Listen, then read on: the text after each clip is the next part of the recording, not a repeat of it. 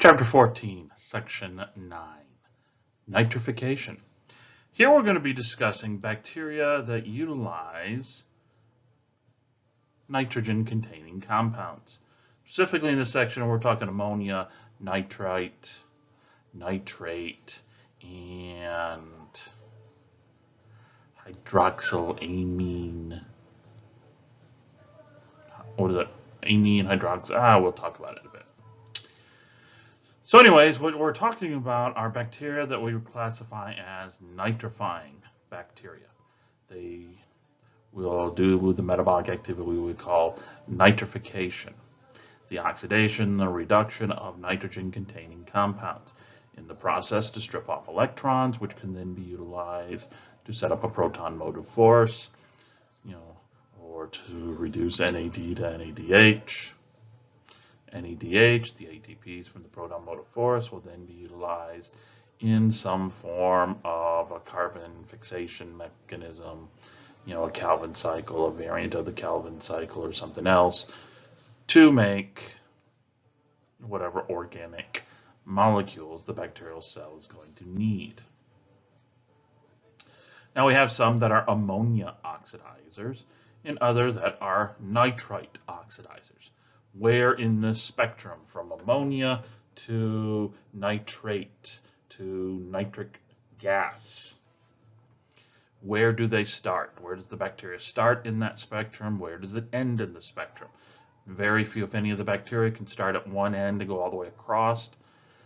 They're going to start at one step, take ammonia, produce nitrite. Take ammonia, produce nitrate, which is NO3.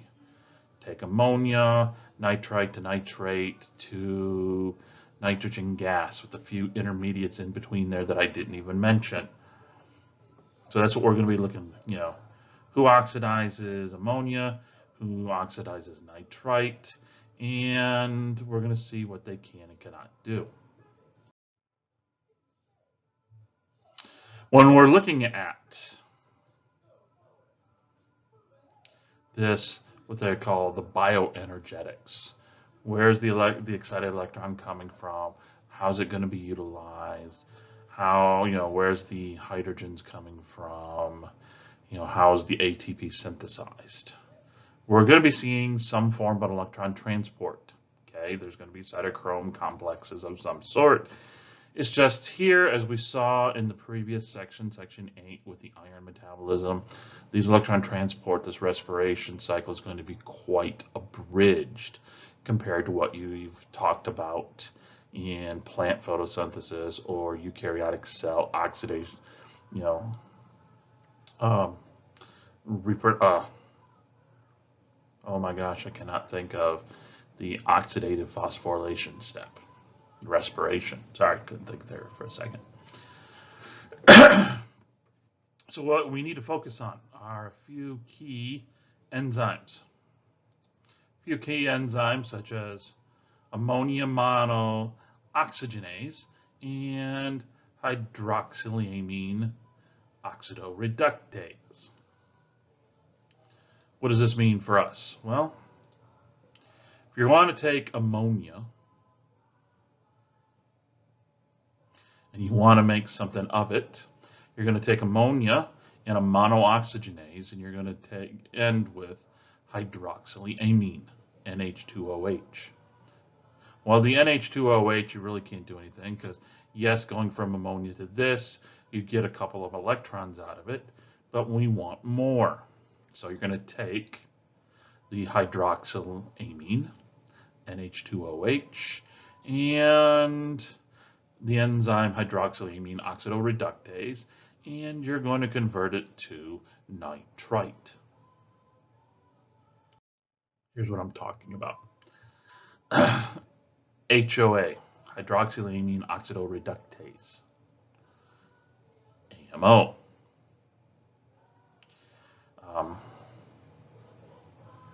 Ammonia monooxygenase.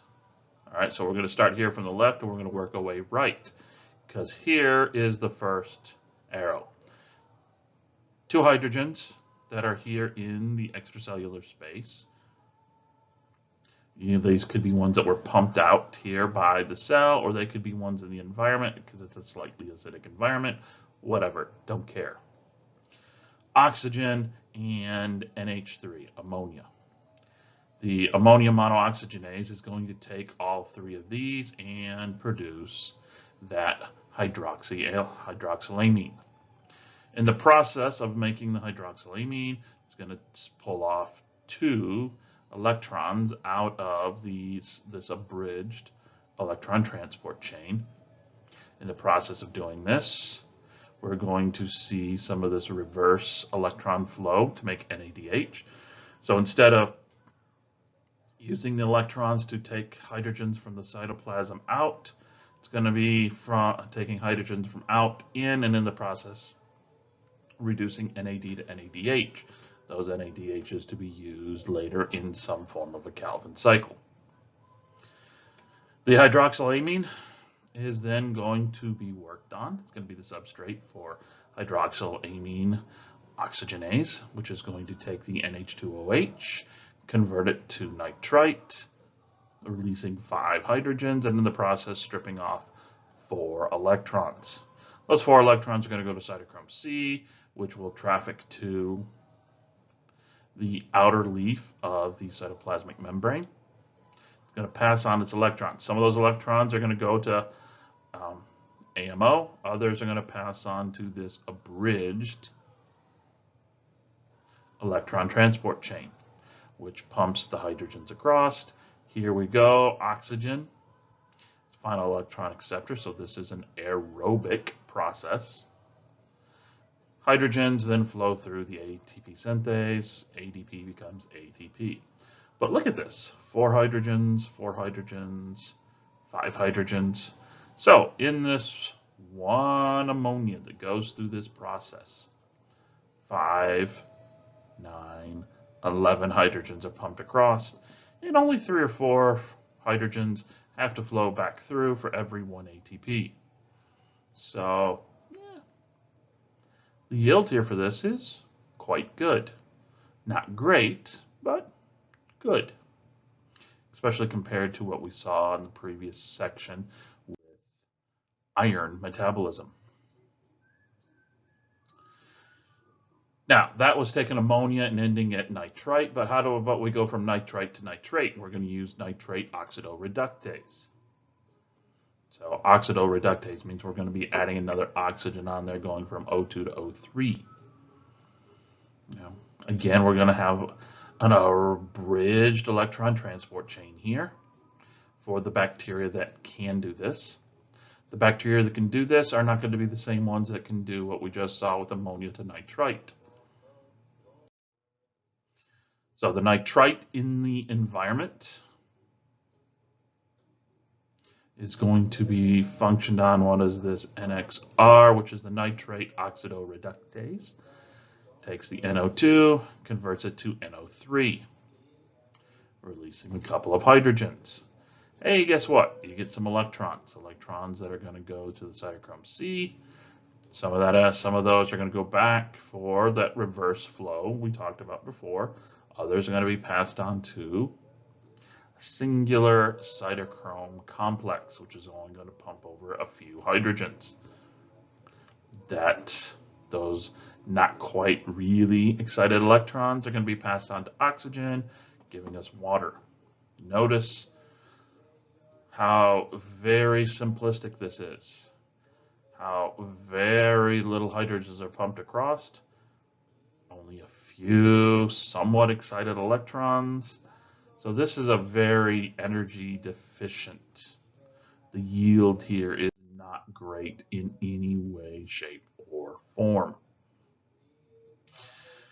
The aerobic nitrifying bacteria are going to use a Calvin cycle, or a version of the Calvin cycle, slightly modified version, for CO2 fixation. Again, just like I talked about in section 8, they can use this to make G3Ps or some form of a 3-carbon chain skeleton that can be utilized for the making of any organic molecule found in a cell.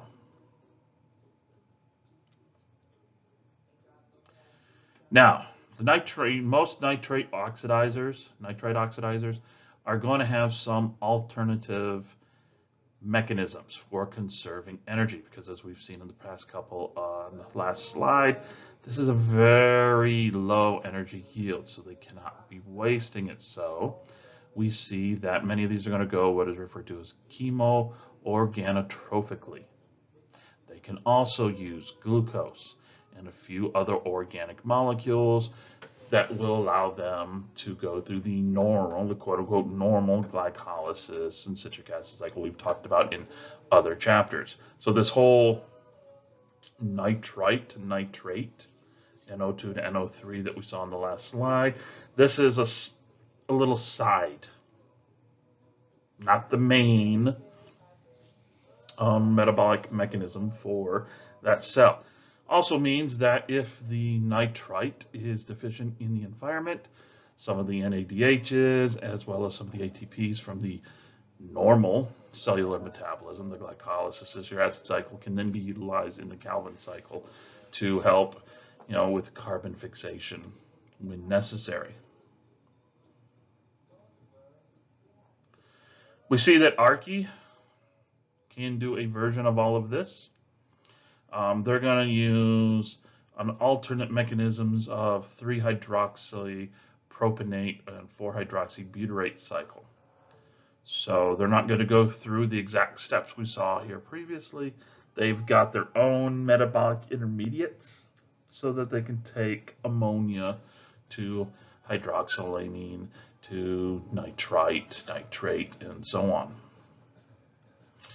We are studying nitrifiers more and more over the past couple of decades because we're starting to look at the nitrogen cycle and interrupting this nitrogen cycle or increasing the nitrogen cycle. We want to get the ammonia, the nitrites, nitrates out of waters, convert it, break it down hopefully to finally to N2 gas, which then can be released in the atmosphere, because by reducing the nitrogen the bulk of the nitrogen in these waters, sewage, wastewater treatment, or the waters of, nearby lakes, streams, whatever, we can reduce the overgrowth of algae, the overgrowth of plants, which are choking out, the majority of what should be the normal fauna for that waterway. Now, up till now, we've been talking, oxygen dependent. Well, what happens if you want to do something anaerobically? Well, you have what are referred to as the Anamox, bacteria. Anaerobic ammonia oxidation, Anamox. They're going to take ammonia and nitrite and yield N2 gas, nitrogen gas, and some metabolic water. This nitrogen gas will be then released by the cell and will diffuse through the waters or soils or wherever it's at, and will just go out into the atmosphere. Brocardia and plantomyces are two great examples of these Anamox. I'm sorry, Brocardia is a plantomyces, which is an Anamox. Should read my own slides. I wrote them and modified and edited them. I should pay attention to them. So what we know is the plantomyces contain membrane-enclosed compartments, not organelles, not quite vesicles, but they've got something there that allows them to park certain metabolic enzymes so that they're sequestered away from the rest of the cell. These Anamox fix CO2 using an acetyl-CoA pathway that is not Calvin cycle. So when you go and you look at what is occurring here, these laterine lipids, we've talked about these in the sulfur bacteria and whatnot. These are, were invagination of the cytoplasmic membrane that either separated or are still attached. So you get a lipid bilayer of lipids in the constituency of it, of those lipids and whatnot, so going to be quite similar to the cytoplasmic membrane, which is really different than what you see with eukaryotic organelles.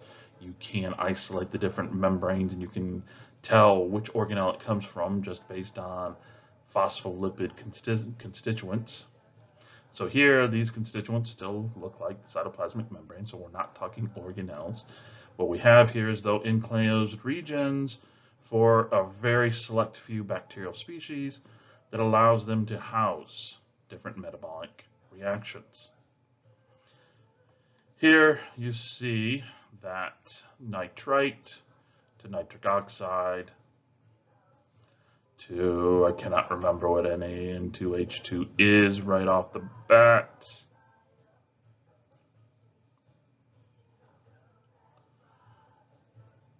And then you finally end with nitrogen gas. In the process, you pull off some hydrogens. The electrons are not being utilized as much for, not being utilized. The electrons, they're not showing here the abridged electron transport chain. The abridged electron transport chain is taking the hydrogens and is putting them inside the anoxosome. Okay, this is our lipids. Okay, lipids are little lipid bubbles.